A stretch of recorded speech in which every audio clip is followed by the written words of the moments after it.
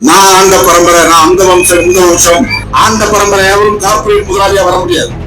இன்னும் 100 வருஷம் ஆனா கூட வர முடியாது. சாதி பெருமை பேசிட்டு நீ சண்டை போட்டுதான் கிடைக்க முடியும். உன்னை விட பெரிய சாதி, உயர்ந்த சாதி அப்படின்னு சண்டை போட்டுதான் கிடைக்க முடியும். உன்னால கார்பரேட் முதலாளியாக கூட வர முடியாது. அதானி மாதிரி, அம்பானி மாதிரி வர முடியாது. ஜெய் ஸ்ரீராம் சொல்லுகிறான், கையில உங்களுக்கு காவி கொடியை கொடுக்கிறான், சண்டை போடுகிறான். ஆண்ட பரம்பரை இழிந்த பரம்பரை சண்டை போடுகிறான், தூண்டி விடுறான். சனாதன அரசியலை இங்கே திணிக்கிறார்கள், சாதி பெருமைகளை பரப்புகிறார்கள், மத வெறியை தூண்டுகிறார்கள். இதுக்குள்ள நீ சண்டை போட்டுக்கட. நான் ஆண்ட பரம்பரை, நான் அந்த பரம்பரை, நான் அந்த வம்சம், இந்த வம்சம், இப்படியே சண்டை போட்டு இருக்கிற. நான் அதானி அம்பானிக்காக இந்த எல்லா வேலையும் செய்யறேன், கார்பரேட்டுகளுக்காக செய்யறேன். இதுல பெரிய பெரிய கார்பரேட் முதலாளிகளாக இருக்கக்கூடியவர்களே மிக உயர்ந்த சாதிக்காரர்கள் தான் இந்தியாவிலே இருக்கிறார்கள். அந்த லெவல்ல கூட ஒரே ஒரு ஓபிசி கூட வர முடியாது. ஆண்ட பரம்பரை எவரும் கார்பரேட் முதலாளியா வர முடியாது. இன்னும் 100 வருஷம் ஆனா கூட வர முடியாது. சாதி பெருமை பேசிட்டு நீ சண்டை போட்டுதான் கிடைக்க முடியும். உன்னை விட பெரிய சாதி, உயர்ந்த சாதி அப்படின்னு சண்டை போட்டுதான் கிடைக்க முடியும். உன்னால கார்பரேட் முதலாளியாக கூட வர முடியாது. அதானி மாதிரி, அம்பானி மாதிரி வர முடியாது.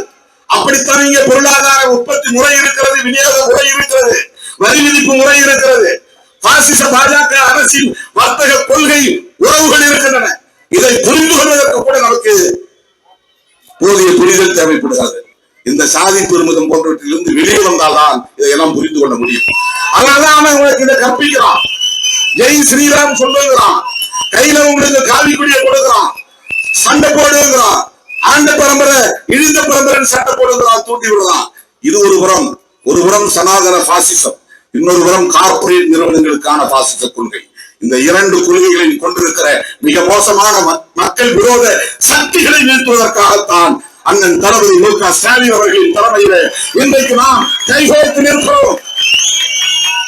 2026 சட்டமன்ற பொதுத் தேர்தல் வர இருக்கிறது.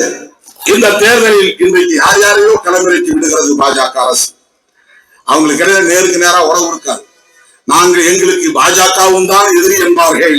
ஆனால் பாஜகவுக்காக களமிறங்கி இருப்பவர்கள் அவர்கள், அதை மறந்துவிடக் கூடாது.